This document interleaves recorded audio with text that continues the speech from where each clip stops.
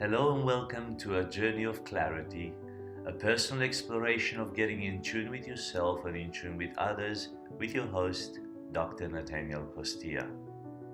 This is a journey of emotional and spiritual awareness, of discovering what life truly means, and a clear shift from an ego-driven world to a meaning-driven world.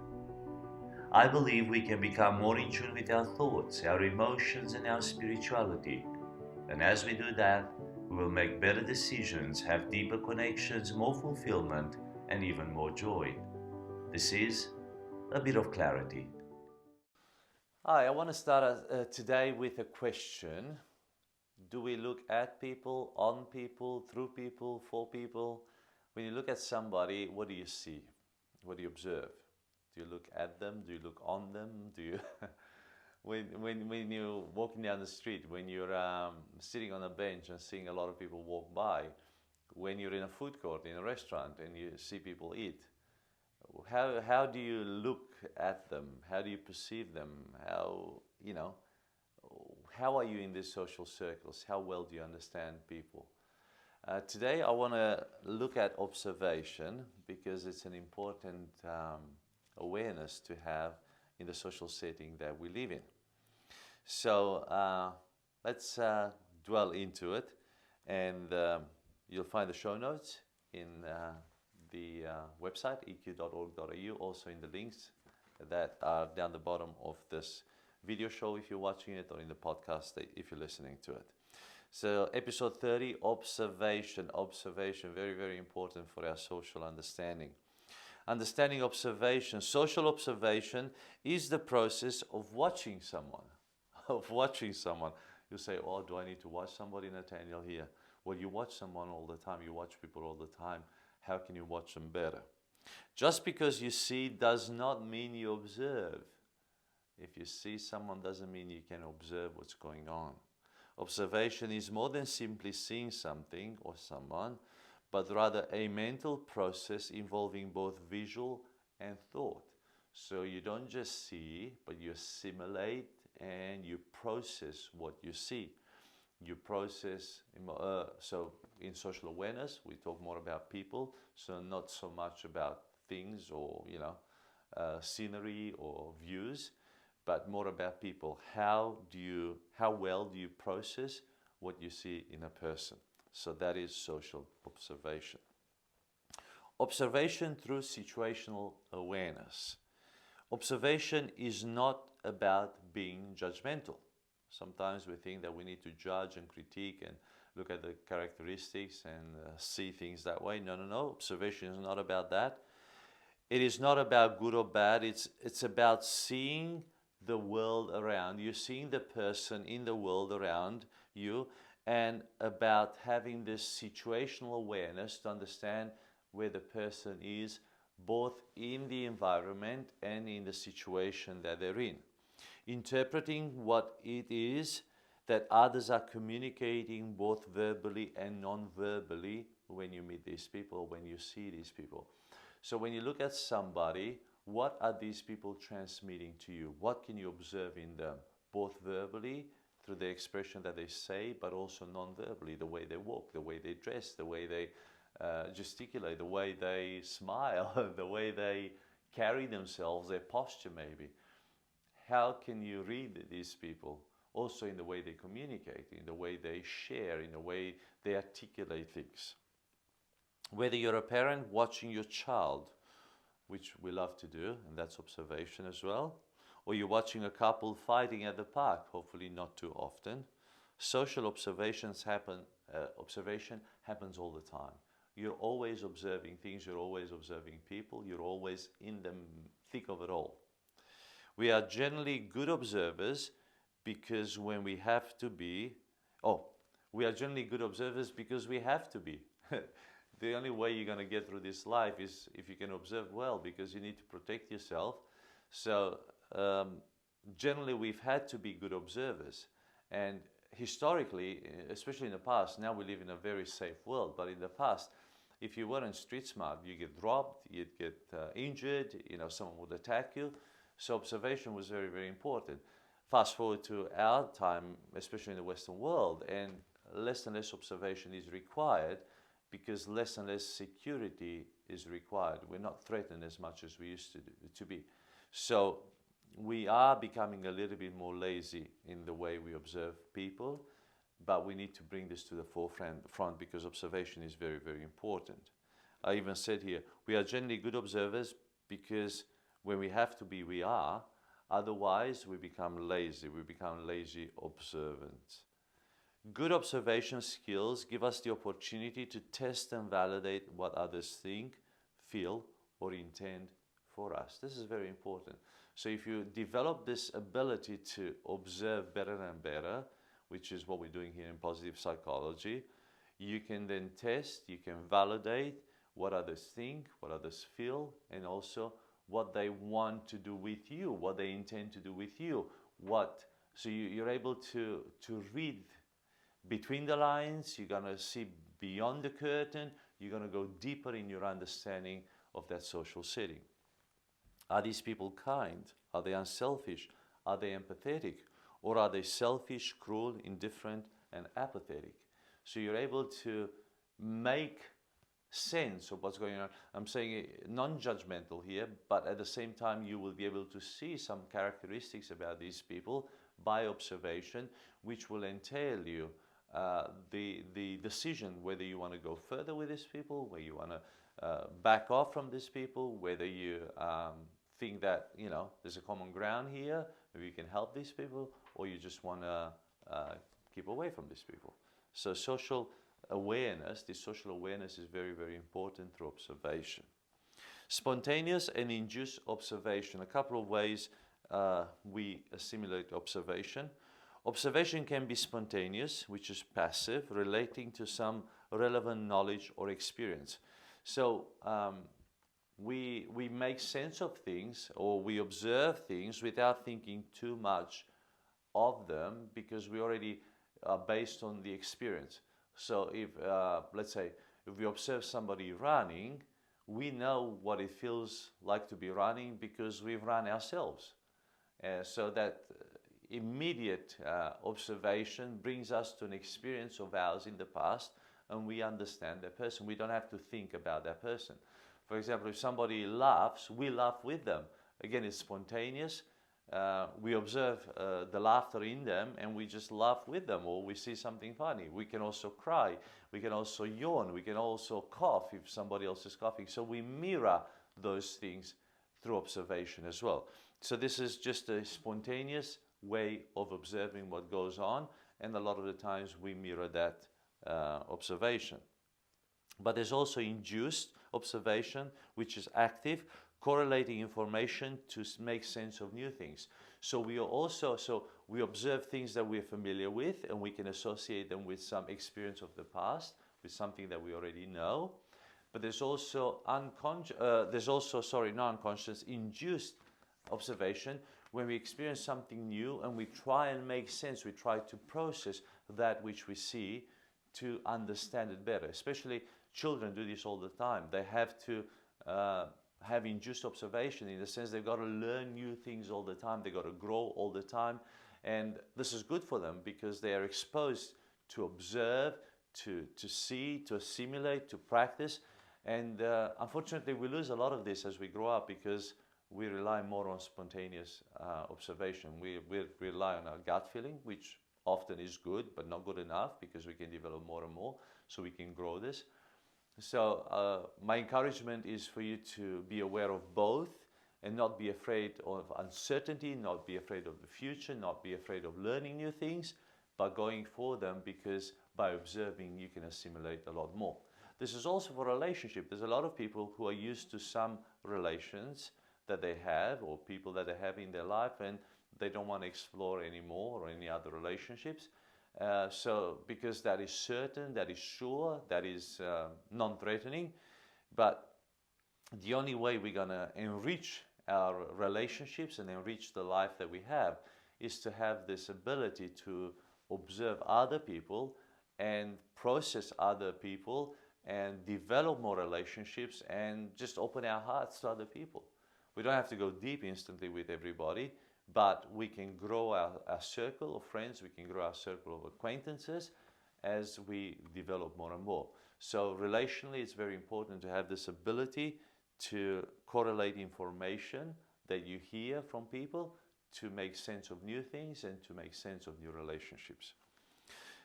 Observe yourself to observe others. So in order to have social awareness and to be able to read people, in order to be able to observe people better, you need to get to know yourself. You need to be in tune with yourself before you can be in tune with others.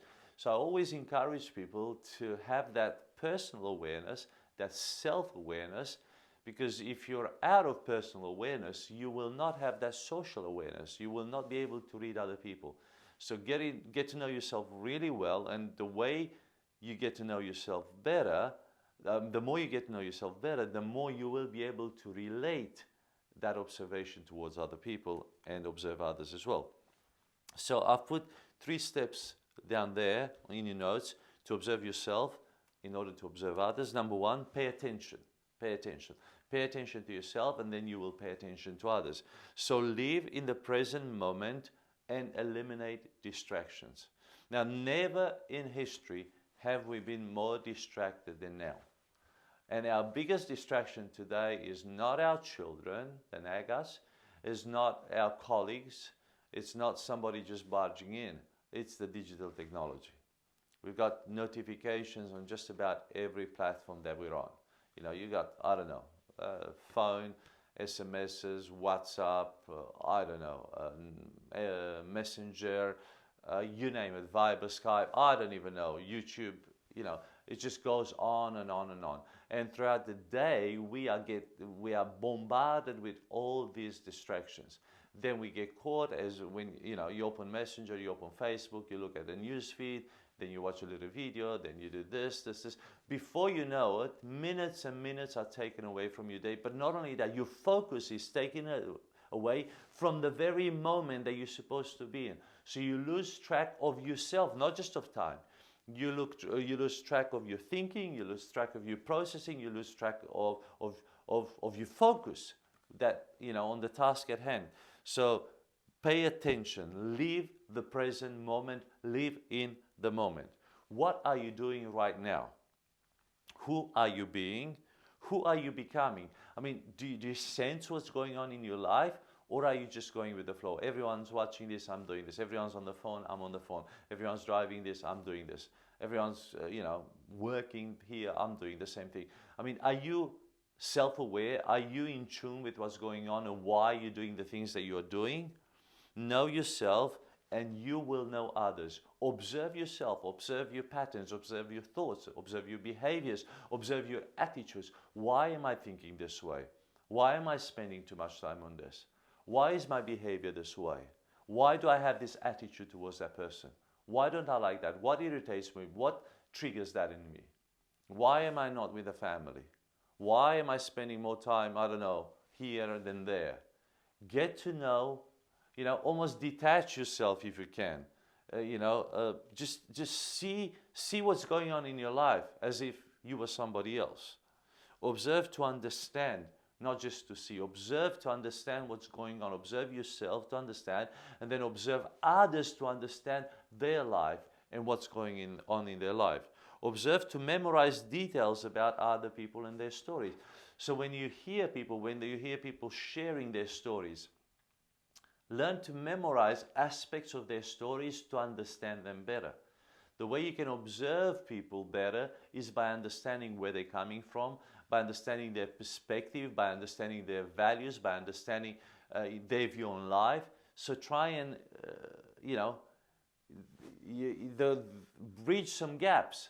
And the only way you're going to bridge some gaps is by remembering some aspects of what they're sharing. So to observe others, make sure you memorize bits and pieces about what they're sharing with you, and then you can bring it together to form a better picture for yourself. Number 2, know your values. Know your values. Detach yourself from your person and watch your values. Most people have values, but they don't know them. And one day we will speak about values as well, I'm sure. And you've probably heard me talk about values before. Values are so important because consciously or unconsciously, everything we do in life is related to our values. We do what we value, what's important for us. but get to know your values. Once you know your values, you can identify what other people value as well. So your values determine who you are, your values determine what you do, your values determine how you live. So watch your own values to understand the values that people have. So it's almost like detach yourself from who you are and see, why do you behave this way? So why do you come home at 4 o'clock? It's because you value family and you want to spend time with your family. Why do you train 3 or 4 times a week and go for a run? Because you value wellness. So when you value wellness for yourself and you see that value in yourself, you can easily identify that value in other people. But if that thing has never been a value to you, or you don't know your own values, you will not see it in other people as well. So you don't have that social awareness. So observe things in yourself, and then you'll observe those things in others. So awaken yourself to your own reality, and then you will grasp the reality of other people as well. Number 3, look toward the ideal. Look toward the ideal. Who are your ideal heroes? Who do you look up to? Who do you admire the most? What are the characteristics you admire in those people? And how will your ideal self look like? So think about what you would like to become. Think about your ideal self. Think about those people that you value in your life. Think about those people that you look up to in your life. They could be people, I don't know, it could be sports people, they could be friends, they could be, mentors, they could be, I don't know, people that do TED Talks or podcasts that you listen to and you wish you were like them. They could be characters of the past. They could be people that wrote books or, great writings or sayings, or I don't know. It could be people from the Bible. I don't know. But look at those heroes. What are you learning from them, and how you would like to become like them? What would be your ideal self? And when you can identify that, learn to see others in their potential as their ideal self, because that is a wonderful observation to begin to not just see the person as they are today, but also as what they could become. But that needs a lot of observation, needs to understand who do they look up to, who do they value, what are their values, and then help them to go to that step. The only way you can assimilate that information is by observing. So observe yourself to observe others. The 3 steps are: pay attention. Number 2, know your values. And number 3, look towards the ideal. Application. I love this. So now this is your opportunity to grow. This is an opportunity for you to develop this skill, the skill of observation. Think of a situation where you lacked some observation and write down specific things you will do next time. So think about a place or a person that you've entered in contact with or you spoke to, and you didn't exercise any observation. You just basically imposed your own views and you left it there. What would you do next time? How much would you listen? What would you try to see? What would you look for? What would you observe in them? Would you look for their values? Would you look for their ideal situation? Because most people will give these clues, clues away. They'll say, look, I'm in this situation where, I can't spend enough time with my family. My work keeps me until 7 o'clock at night in the office. So you've identified this man's got values. He values family. So you observe that, okay? You see what they're going through. They'll say, ideally for me it would be to finish work at 5 so I can see the kids before they go to bed. So again, he spoke of an ideal situation. Again, by observation, you can realize what this person would like to become. And then you can become more socially interactive with that person to help that person. So just having that awareness, this ability to observe, can put you in a better position to help other people out there and to understand other people. This world needs to be understood. The people around you need more understanding, and you're able to develop these abilities to understand them and go on a deeper level with them.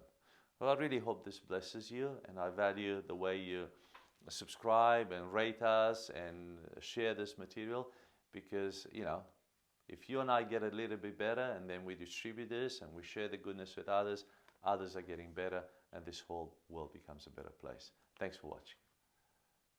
I'm Dr. Natanael Costea, and I thank you so much for joining me on this journey of clarity through emotional and spiritual awareness. If you feel blessed by this presentation, please subscribe, rate, comment, and share it wherever you're enjoying it. And until next time, this was a bit of clarity.